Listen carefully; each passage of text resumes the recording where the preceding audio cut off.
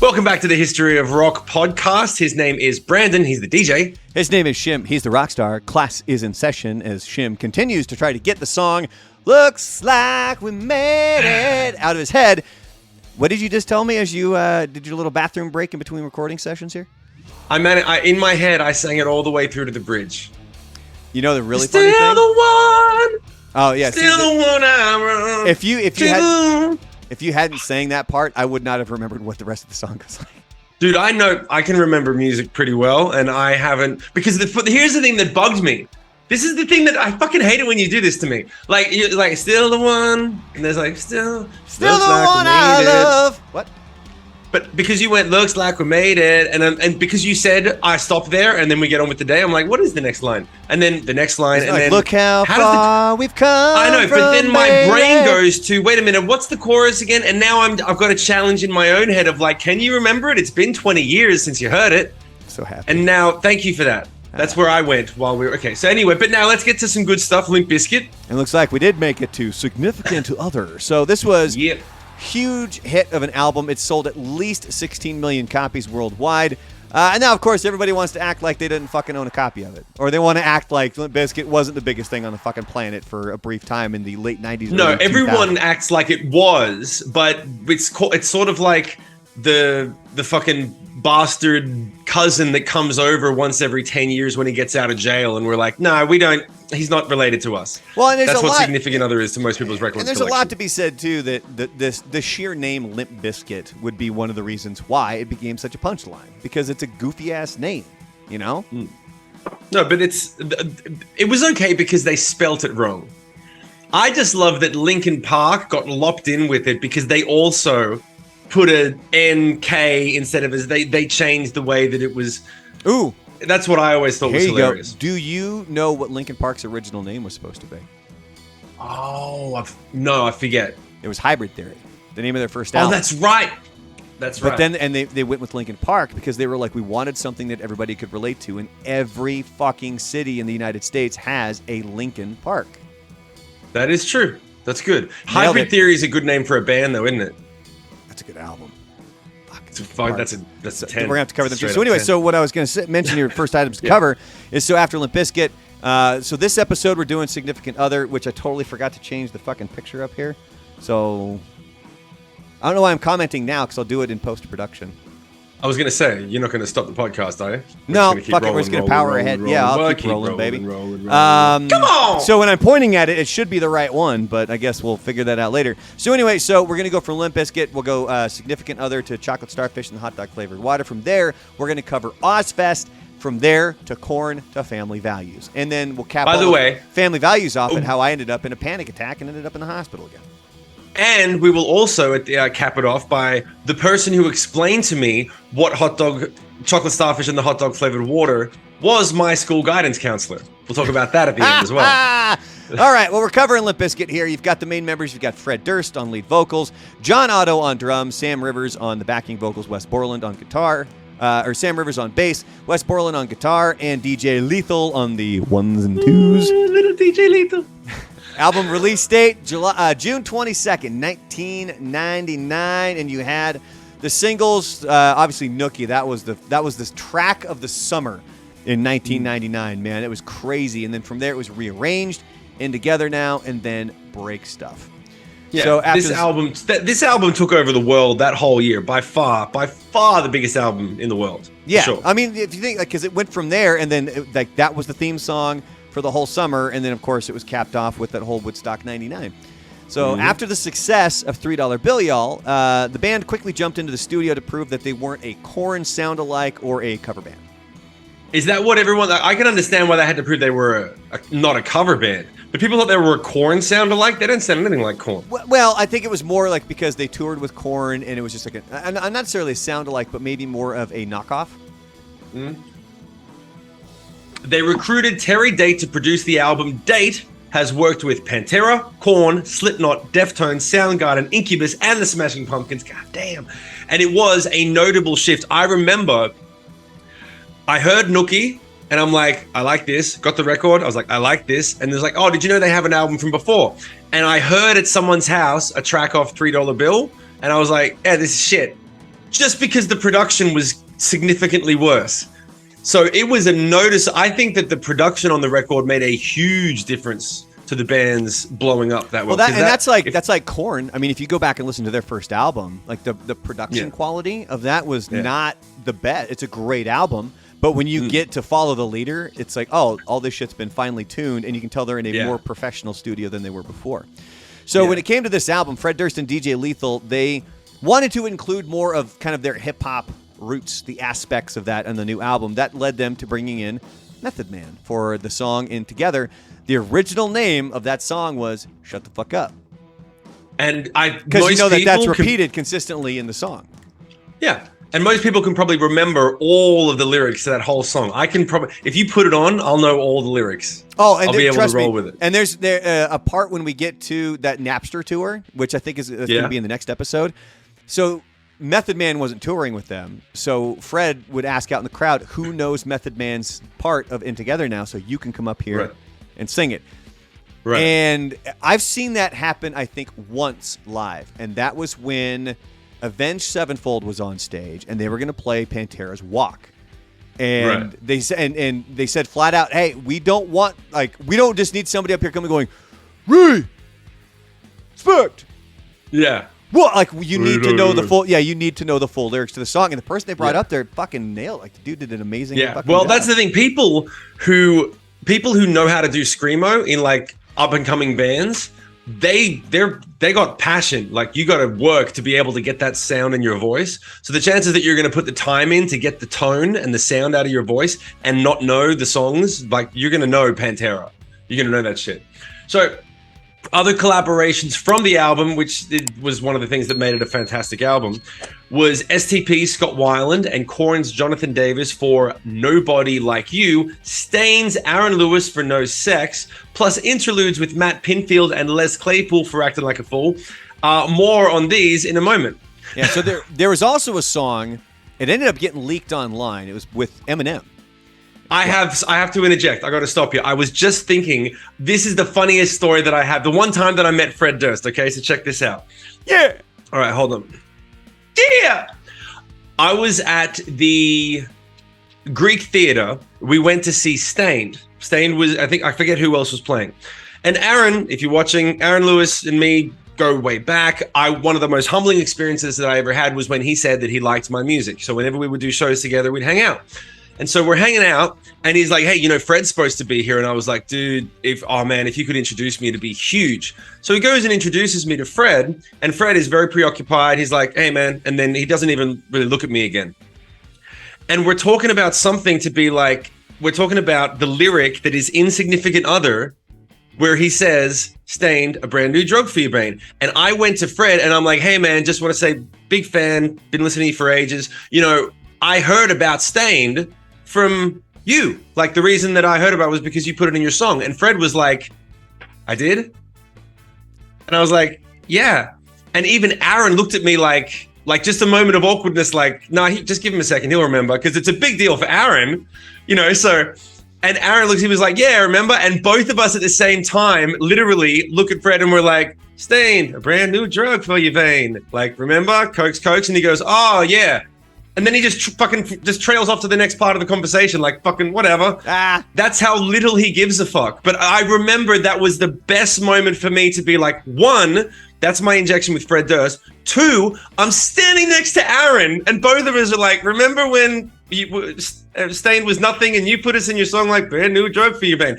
Fucking Aaron. He's the one that signed him. Exactly. But my point is that Aaron has always paid tribute to Fred and said, Fred's the reason Stained exists. Fred blew us up. He got us to where we are. And he put us in the song. And most people remember, they heard about Stained for the first time from hearing in a fucking Limp Bizkit song. And I was right there saying it to Fred. He didn't even fucking remember. And even Aaron had to go back to fanboy days and be like, remember? Brand new drug for your vein. Remember you put me in your song, man. It was fucking awesome. It was a dope moment. So in that moment, would you say that you were on the outside looking in? Had to go there. Yeah. Dude, I've been sitting on this. I've been sitting on that since you started the story. It had been a long time coming, and the tables turned around. Did you feel like the odd one in that moment? I really did feel like me and Aaron were the odd ones. But hey, it's going to be okay. But Let's keep moving. All right, so there was a song. It was recorded with Eminem. It was called "Turn Me Loose," but it was not on the album. Uh-oh, Shim's dying. I'm sorry. You all right, buddy? I'm sorry. I missed the cough button. Keep going.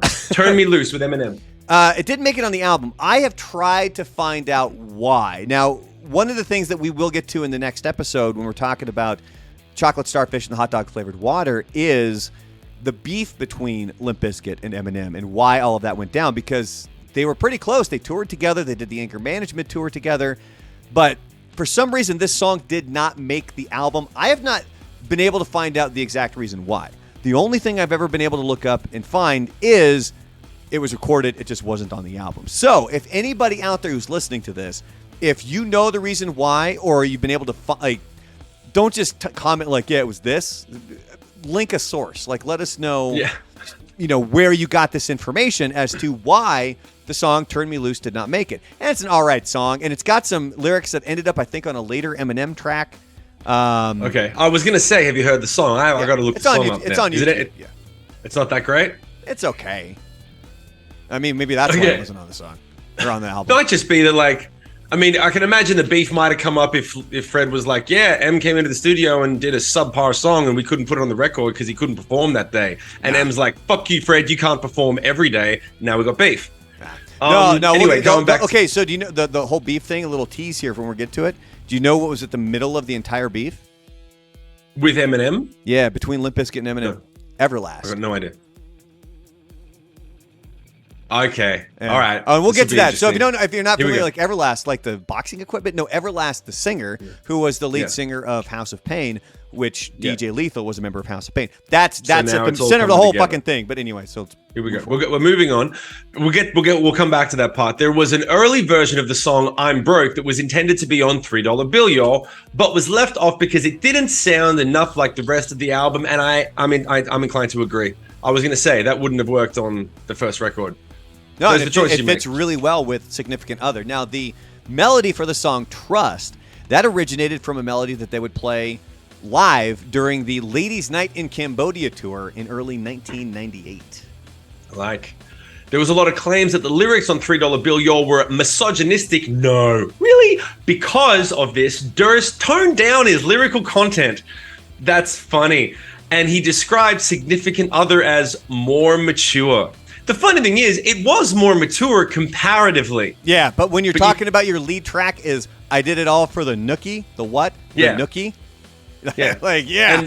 And then you mature even further on the Chocolate Starfish, where the first song is, "If I say fuck one more times, that's 46 fucks in this fucked up rhyme." Yeah, like you start the album with like "fuck this, fuck that," where he's like, that's the whole song is him attacking Trent Reznor, right?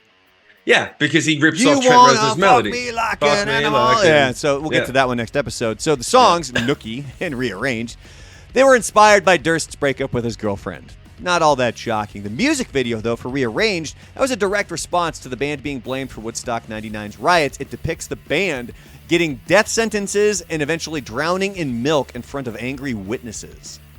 I don't remember the drowning in milk. Is that when the walls flooded? Yeah. Yeah.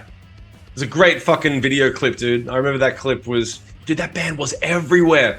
The track "Don't Go Off Wandering" originally had Serge Tankian and System of a Down, big fan Serge, but his vocals only appeared on the demo version of the song where he sang the bridge. I didn't know, man, they tried to pull in everyone for this record, man. I mean, it's kind of the who's who of the See, and I hate saying new metal because I struggle with the term new metal every now and then because I mean, I kind of get the merging of the rap and rock, and one of the main aspects is having a lead singer who raps, I guess. Yeah. Another telltale thing for me was always, did you have a DJ? I mean, if you had a DJ, then absolutely 100% you were a new metal band, but then that means Incubus is a new metal band.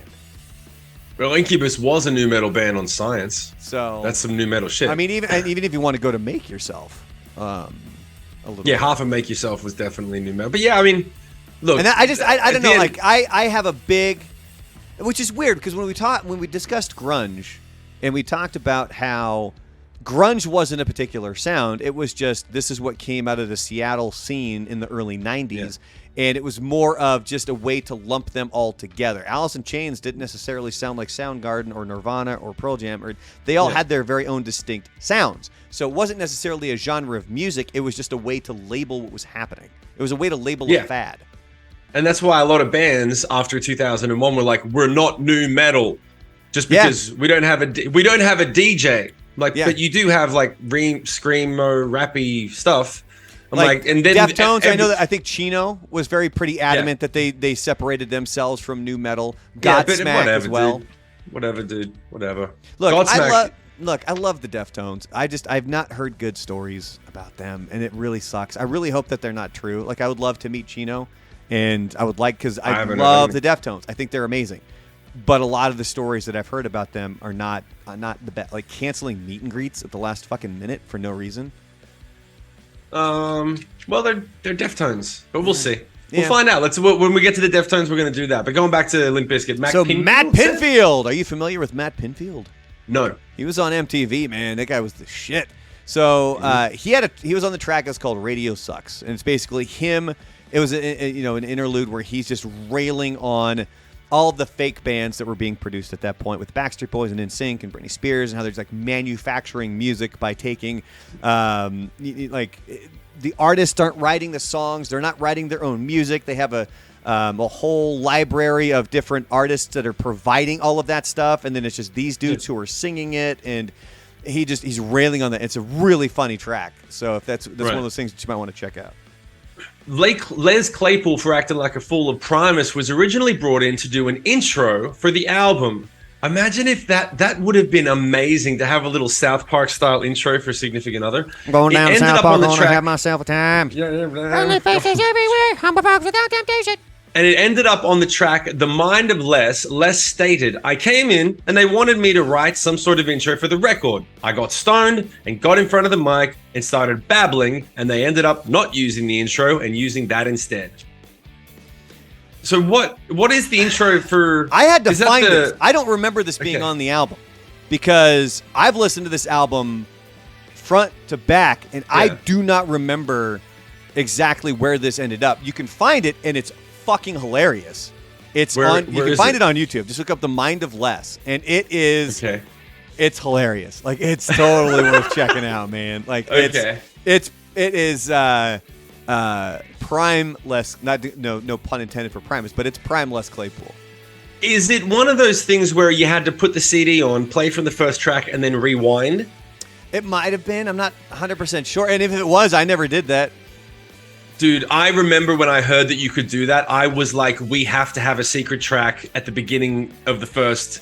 Because you don't have an album if you don't have a secret track. From 2000 to 2006, if you don't have a secret track, you're shit. Yeah. Let's be real. Well, yeah, and it was always a pain in the ass, too, because especially if you had a CD player that did not fast forward quickly, you're just sitting there holding that gogoddamn button, and you're just watching that counter click until you get to listen to Ear API I spent by Korn. many an afternoon doing that. So the album soared to number 1 on the Billboard 200, selling almost 645,000 copies in its first week. It sold another 335,000 copies in its second week, almost immediately going platinum. Awesome, dude. Okay, so now let's get into the meat and potatoes. 100%.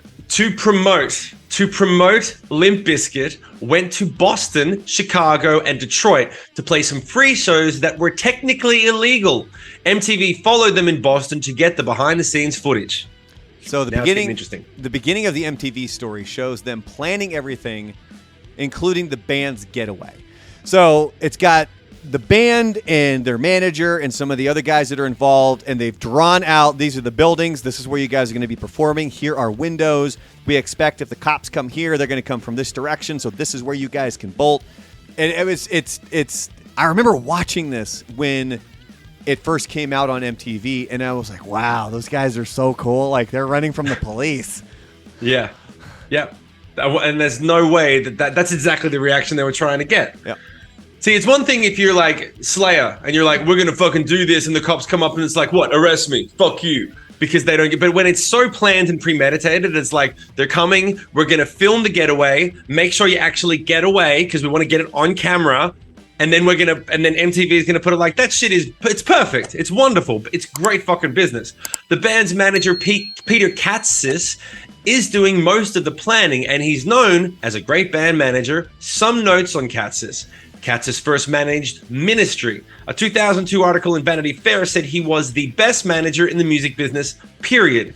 He helped produce the only concert by an American rock band in Castro-era Cuba with Audioslave, and I do remember seeing that. That's pretty dope. So he managed Audioslave as well. The dude has the resume, and it's funny because he's the one that is kind of going through a lot of the planning at the very beginning, and he makes the comment, and he's like, look, he mentioned some other guy. He goes, we're going to give up that guy or me first. We're not giving up the band. If the cops need somebody, if they feel they need to take somebody away, we're giving ourselves up first. Again, how much of that is legit? It's anybody's guess because it's on MTV. But I'm sorry, but let's just be real. Let's just take a side note for 10 seconds. The reality of what probably fucking happened. Okay? Mm-hmm. Cops come, hand over money, say, thank you very much. We'll stop now.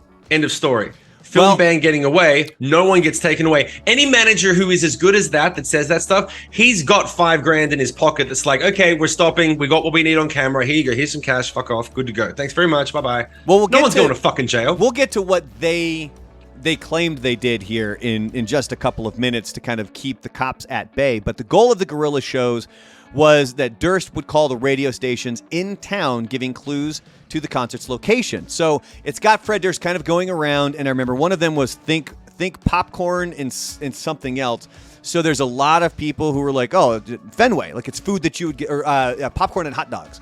So it was like, oh, so then it's got to be near Fenway. And then one of the other clues is it's within a 5-mile radius of Fenway Park in Boston. Right. And so they had Mistress Carey from WAAF, which, rest in peace, awesome rock radio station WAAF, and Mistress Carey, who is like a legend in the rock radio world.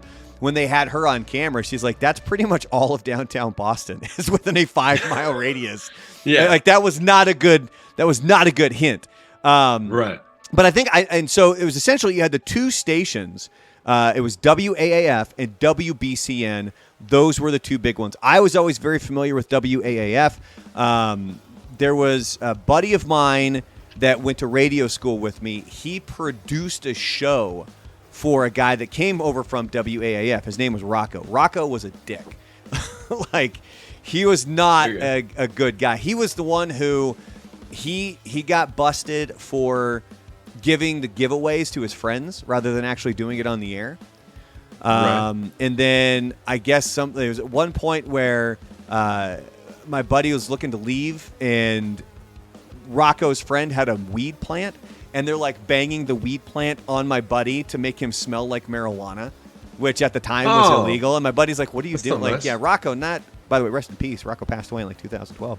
But you're speaking ill of him and he's fucking dead? Yeah, well, I mean, it doesn't take away the reality. Cool. Well, I mean, he was a dick. Look, if I'm a dick and I'm dead, you can call me a dick. Like, it's not the end of the world. No, it's not the end of the world. It's just not. Okay, moving on. Oh, what? What? No, I just think it goes against the. You know what the truth is? It goes against the real brand DeLorean. You're very meditative, like positive vibes, and then to be like, yeah, I remember this guy was a dick, but he's fucking dead now. But those are the only. Goes against what I'm used to hearing you fucking say, man. Well, okay, but those are the only stories I have of the guy. Like seriously, the only. Well, no, take it back. Because he did come play poker at my parents' house one time. Like, we would throw poker games. You know, my dad would have like 20-something guys over, and he did come over play. And he was a pretty cool dude in that moment. But everything else I heard about the guy, like there was, they nicknamed him Rocco the Ball Washer on WAAF after the fact, because I guess when he left, WAAF wasn't all that good. And so anyway, I'm digging myself a bigger hole here, because another thing I was going to say, what I was going to get to was when it came to WAAF is the fact that I applied there when I was working in Florida, and I was working for the college radio station. I had applied at WAAF for a position, and I was super excited because they reached back out to me. And the guy, unfortunately, the guy was like, I'm already pretty far along with somebody for this position. So he's like, and you would have been perfect. Like, if you had just sent us your demo and your resume a month before, you probably could become working here in Boston. And I remember I was so pissed. I was so upset that I missed that opportunity because you know how people will go get an honorary degree from a college for something that they've done? I could, and I know that WAF technically doesn't really exist anymore, but it exists in our hearts. And I know that and I know that for Don and Darlene too. I mean, they were that was the radio station that's in Boston. And if anybody could name me an honorary DJ for WAAF, that would make my fucking day. Like that would be the highlight for me, is just to be considered an honorary DJ for WAAF. And now I apologize for speaking ill of Rocco. Okay. So going back into going back to the Bizkit, WBCN would end up revealing the location of the concert earlier than they were supposed to, so they could scoop WAAF. Someone saw where they were setting up and leaked it to the radio station. So now it's getting interesting. Yeah, because they had a scene where they're in the car and all of a sudden Katsis, the manager, he's like, I got to call AAF. And they were like, why? He goes, because BCN just gave away the location. And they had on BCN, and as they were listening to it, I don't know if somebody had seen it or if it was near the station, but they were like, it's obvious where they're fucking setting up because, I mean, if you're there, because there's a lot of fucking equipment and everything that's coming in, and they're putting it up on this rooftop. So BCN was like, hey, this is the spot, because the whole point was nobody really knew where it was. They would give away these secret clues on the air. People would figure it out. Then the fans would show up. Limp Bizkit would perform. Cops would show up. Limp Bizkit would get the fuck out. Was essentially really what it was. So when the cops did show up, the crew claimed that they would do a thing called the old rope-a-dope, which is basically when they would come up and ask them, where's your permits? To have this kind of a gathering. They would always lead with, well, we were only expecting like 50 people, or we were only expecting this, blah, blah, blah, blah, blah. But the permits, that guy's got it. And then that guy would be like, well, no, that guy's got it. And so somebody else had the permit. Nobody had it. There was no permit. They would just kind of send them around. Somebody else would have it. Excellent. So now coming up next, we're going to dive into Chocolate Starfish and the hot dog flavored water, as well as the Napster tour, Back to Basics tour. That's what it was called? They titled it the Back to Basics tour. Yeah. Okay. So, and that was with Cypress Hill. So, look at this. We wrapped up the episode within a half an hour, which is what we've been trying to do this entire goddamn time. So, we're not rambling anymore. So, coming up, that's what we're going to do. And then just as a heads up to anybody else, if you guys want merchandise, by the way, I went and had a hangout with some of the folks here in El Paso last Friday. It was great. Much love to I'm sorry I missed it, Nightmare. I'll try to be at the next one. He's in Australia. What the fuck are you going to do? Hop on a flight? Just trying to be nice. You'll be here next year. And then when we do that thing before Rage Against the Machine, it's going to be great. Nightmare showed up. My buddy Twitchy showed up, who we play video games with. Ortiz, another guy that watches the video games, he showed up. And I had a bunch of the merchandise. So if you want to purchase any of the merchandise, you can do so at vivalamocha.com. There's a Real Brandalorian tab right there on the top where you can go check out the Cross-Eyed Bear shirt, a Brandalorian shirt, or a History of Rock shirt as well. And we also have stickers of all that stuff too, in case you guys want any of that. Make sure you check out our socials. If there's anything we said that was wrong, if you want to argue with us, if you think that we said something very poignant and you'd be like, hey, we appreciate what you said. You guys can do that if you're here on YouTube. You can do that down in the comments, please. That would be much appreciated. If you're over on Apple, Google, Spotify, hop on over to our YouTube channels and help us out over there. So on that note, we can wrap this up and get into the encore, right? Hey, thank you very much. His name is Brandon. He's the DJ. His name is Shim. He's the rock star. Class dismissed.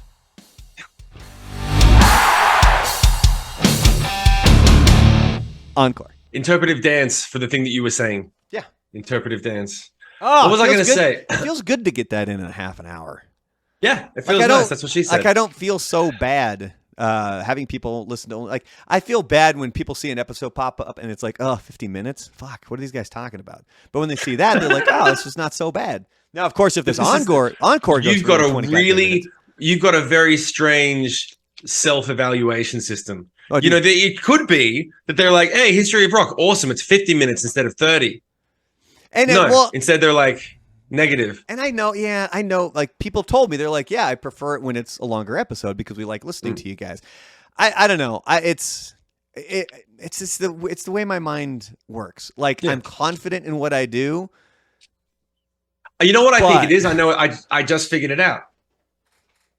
And this is, I don't know if you want to put this on the encore because it's going to be a mind fuck. Do it. You're confident in what you do, but you don't sound confident in who you are. Yeah, I would say that's a pretty good assessment.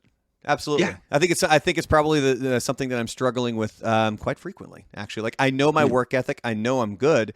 But then I always stop and think, I'm like, why? Like, this is why I always had a problem with picking up on girls who were attracted to me.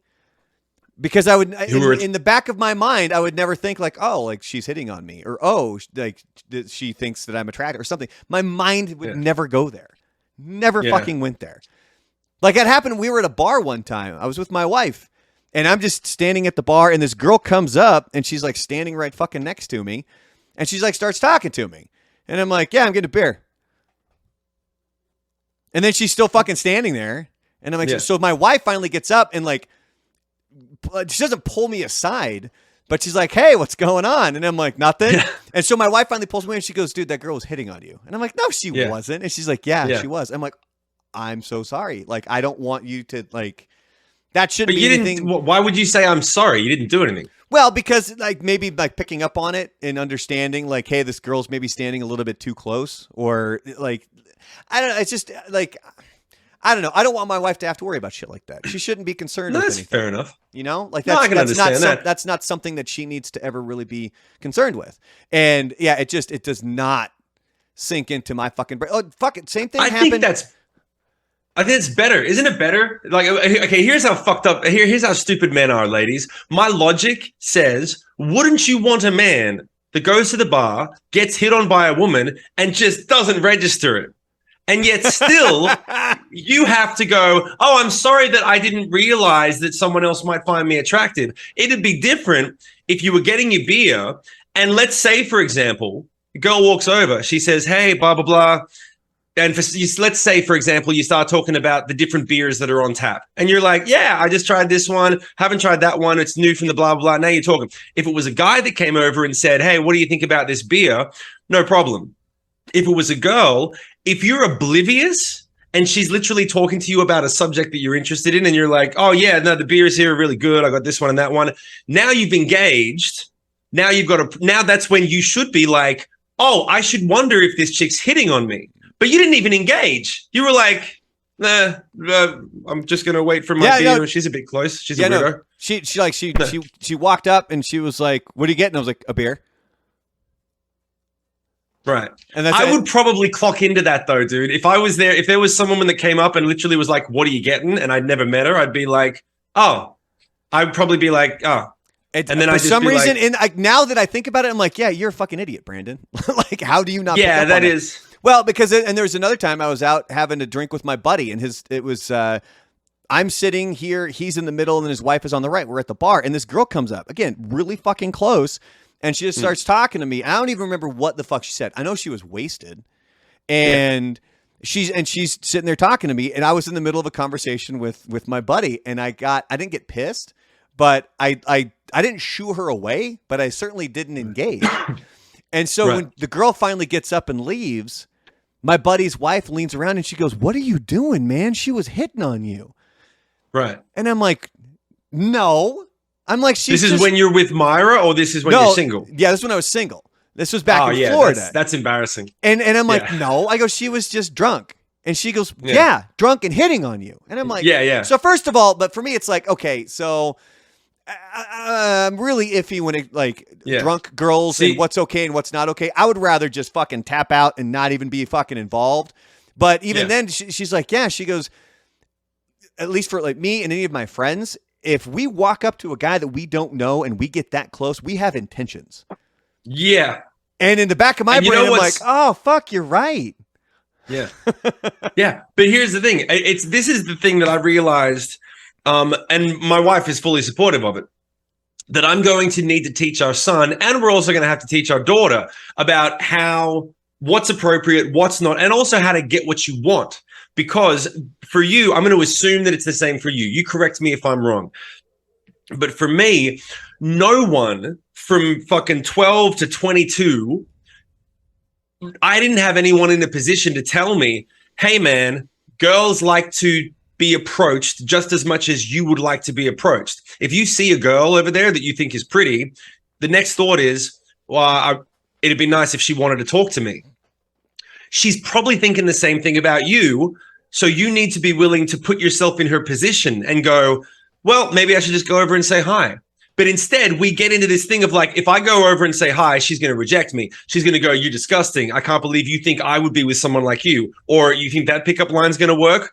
Or any myriad of versions of rejection, instead of thinking, well, she's probably not coming over here because she's probably thinking the same fucking thing. And no one tells you, at least no one in my position, that really is the conversation that a father should have with a son and say, oh, there's this really cute girl at school. And you have to go, okay, listen, man, there's a 50-50 chance she's thinking the same thing about you. So why don't you just go over there and lay it down? Hey, what's up? I like your dress. You look really pretty today. Fucking anything. And then you'll know in 10 seconds. If she says, oh, thanks, I like your hat, you're good to go. And if she says, excuse me, I'm busy, then you know, okay, cool. She's not interested. And then you move on. That one lesson would save people like you and me a lifetime of fucking shit. Yeah. No, that's true. No, and it's like I have two stories. Where one is with my wife, where she would ask me, okay, because like we'll like flip through old pictures or something, and she's like, so would I be somebody that you would come hit on at a bar? And I was like, no. And the first time I said it, she's like, what? I go, because I never did. I'm like, that's not anything that would click in my brain. I mean, by the time I would actually go talk to somebody, I was so fucking wasted. I was the obnoxious idiot that get the fuck away from me. But then rewinding to the Friday when we all did this hangout, and my wife and I first showed up, and as we walk in, there's a table that's maybe 15 feet in front of us. And there was and first of all, I didn't really announce this all that big. I did put it on my social media, but I didn't really like, hey, come hang out, yada, yada, yada. I was like, if people see it, they'll come see it. And I brought it up to people who I know would probably show up. And I'm grateful that they showed up. It was good hanging out with them. And as we walk in, there's a girl who's facing us at this table. And she starts going like this. And so my wife immediately is like, oh, and she starts to wave. She was talking to the dude that was standing behind my wife. All of a sudden, the guy walks by, and he goes over to the table, and my wife spins around. She goes, oh, my God, I thought they were talking to me. Oh, God. And I'm like, and you walked over? And she goes, I started too. Oh, my And it's moments, man, it's moments like that, like her reaction to it. She wasn't upset. She wasn't bothered by it. She thought it was funny. I'm sure she was a little embarrassed by it, but the reaction, the way she took it, the way she laughed at it, it's those moments I'm like that where I'm like, yeah, like that's why you're my wife. Like I chose. That's funny because my wife would have reacted completely different. Yeah? She probably would have been like, oh, I'm not sure. She probably would have done a check behind. In reality, she would have been like, I don't know her. Maybe it's something to do with the thing we're going to do. But if she had walked up and put her foot in her mouth, immediately afterwards, she would have just walked back to me. There would have been one word. Shut the fuck up. Shut up. Just don't fucking say anything. Shut up. She wouldn't walk back. She would have had red face. She'd be looking at the ground. She'd be like, just shut the fuck up. Don't fucking say anything. Well, because the thing is, like, because she'd be so embarrassed. It wouldn't be like she doesn't handle that shit. She doesn't get herself in those positions as easily. But no, if she gets embarrassed, she's like, just shut up. Yeah, when we walked in, like my wife was asking me, she's like, so who is going to show up? Is anybody going to show up? And I was like, yeah, I'm pretty sure a few people were. Like I knew Twitchy was going to show up, and Nightmare was going to show up, and I was assuming some other people were too. And the problem was, I don't really know what anybody looked like because all the interactions were online. I had seen pictures, but it's usually on this tiny little thumbnail on an account, and I'm like, I don't know what these people look like. So thankfully, Nightmare's rocking her cross-eyed bear shirt. So I was like, like I know that. But no, it was a lot of fun. It was a good hangout. It's definitely something I want to do again. And I think it'll be a lot of fun if we do like a big get together hangout in El Paso. When you're in town, when you're here to awesome. Check out Rage Against the Machine. It's going to be fun, man. Yeah. You know what's funny? I actually was going to tell you, I didn't understand why they canceled their show. I looked it up after I found out. And do you know why? his Achilles tendon. I think it's his Achilles tendon, not a big, but basically he fucked up his leg. So he's on stage and there's a video of it where he's doing his thing. He's jumping around. He's fucking going crazy. And then suddenly he just stops and he sort of walks over to the side speaker, and they had to stop the show for 20 minutes. And then he finished the show sitting down. And then should have gotten the throne from Dave Grohl. Yeah. Remember when he broke his fucking leg? But the problem is that if you rip a tendon and you don't get it taken care of and get off it, you're going to do permanent damage. So he did a couple shows, and then they had to say, look, we got to fucking cancel more shows. So I reached out to Tom when I realized, and I was like, oh, it wasn't a fucking internal band problem. It wasn't a fucking drug thing. It's like, oh man, it just sucks. That's just so injury. Fucking, because they've already had to cancel 2 years in a row. And then now they're ready to rock, and this happens, and I just hit him up, and I'm like, dude, fucking, I'm just so sorry. That I know that must be driving you insane. I said, looking forward to seeing you in El Paso. I'll be there with bells on, representing whenever it comes up. But I just sent him a message like, dude, that's just got to suck. Sending out fucking just sympathy, just like, dude, if that was me, I'd fucking hate it. Nothing you can do. And he wrote back, he was like, yeah, thanks, man, appreciate it. So it wasn't. Yeah, thanks, man. Appreciate it. Come hang out backstage. No, not yet. No, not yet. But we'll see. Does it sound desperate, Tom? If you ever watch this, if you watch this post the show, he's not. Yeah, man, we calculatedly tried to. He's not going to watch an episode on Limp Bizkit.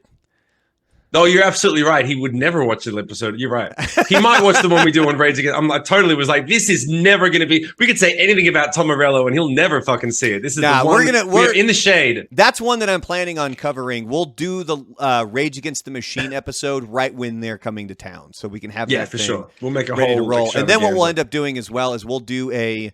I think we'll I planned on doing a live taping of an episode, and I figured what we would do is we could do the live taping at like a bar or something where it can be quiet enough to where we can actually do the recording and maybe get some fan interaction, like if we have a question or something, somebody wants to come up on a microphone, but it would be more of like a remix episode. It wouldn't be an episode about a particular band and or festival. So because I thought about doing it on Rage Against the Machine, but I was like, nah, I really want to you know what we could always do, man? In the can, we could do it.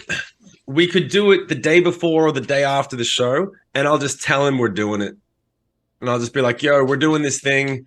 If you want to stop by, stop by. We're going to be talking about your band. We're going to be doing the whole thing. If you want to come by, drinks on us. See what happens. Fucking A, man. All right. Well, we should wrap this up. Yeah. And then so coming up, we'll get to the old Limp Bizkit chocolate starfish in the hot yard flavored water. And chocolate starfish. Yeah, I actually... So yeah, that was the thing that I didn't get around to saying in the episode. I was obsessed with Limp Bizkit. I was seeing a high school counselor because my godfather had cancer at the time, and I was going through some shit. So I was going to see this high school counselor. She was very young for a high school counselor. They really shouldn't have put. They shouldn't have put a young, pretty high school counselor. She was like 22 or something, with a 17-year-old kids that are like, I've got issues, and so I nearly accidentally got her fired because I had a mad crush on her. And one time I was drunk out of my mind after my godfather had passed. And it was like the end of the year. And I was just cold calling people like, I'm drunk at home, fucking. And I called one of my teachers, and they were having a teacher's party. They were having and I think it was Christmas. And I was like, Merry Christmas, just calling everyone. Blind drunk, don't even remember making the call. Apparently on the call, I said that my counselor and I had fucked, and they were like, oh, he's drunk, he's stupid, whatever. They knew me, they knew her, they knew it was bullshit. But the problem was that because they were at a teacher's party, one of the other teachers that didn't know either of us overheard it and then reported it the next week, and was like, one of the students said that they're and then I got pulled in with the principal and all the people in power with this woman, Nadine. I'm sorry, I remember her name was Nadine, and they literally were like, "Is this true?" And I had to answer for her, and she was so cool about it. She turned to me and she was like, "You got to understand. Whatever you say, they have to believe. They have an obligation to you. So what I say is irrelevant. I have to be here as a witness. You tell them the truth. Tell them whatever you want to say." And I was like, and I was mortified. I'm like, I just was like, because number one, you're caught out with your foot in your mouth, but also you're like, publicly admitting I got a mad crush on my counselor. I'm 17 and I'm fucking out of it. And I was like, no, it was a lie. I was really drunk. I just made it up. I'm sorry. Wait, so she did not get fired? She did not get fired, but it went on her record that it was a thing that happened, and it fucked her. It was a hassle for her. It didn't. I don't think it destroyed her career, but it was a thing that came up, you know. And why don't you write a song about that? No, it was a problem. No, I think I did actually. Write a fucking apology song. Sorry, Nadine. But the funny thing is, one of the things that clicked me over to being like, oh, maybe this is like a sexual relationship, because you're 17, you got no idea what fucking is real and what isn't, especially when you're dealing with death. And I was like, chocolate starfish and the hot dog flavored water. I'm like, it's a great new record. I fucking love it. There's this song, there's that song. I don't know what the title means. And she was like, oh, it's a funny thing. And I'm like, you know what it means? Tell me what it means. Like, because I'm all about it. What did she tell you that it means? She said it was like about fucking anal sex and then what comes out afterwards. No. And I was like, oh, that's weird. Chocolate starfish. We'll she was like, yeah, the chocolate starfish is that thing. We'll cover the title and what and how they landed on that title in the next episode. So that was, but it's not butt stuff. No, but that's the thing. The chocolate starfish, she was like, yeah, it's butt stuff. And I was like, and because then that put sex in my brain, I was like, oh, and then I fucking ran with it. God damn, man. Yeah. Dude, when you do dumb shit when you're 16, this is why it's important to have a parental advisor that says things like, here's how you should and shouldn't talk to girls. Yeah. Because if you don't know, you'll just say the dumbest shit. Sounds about right. That's a good place to stop. Wrap up. Yeah. All right. So, yeah, we'll just say goodbye on this one. Say goodbye, Shim. Goodbye, Shim.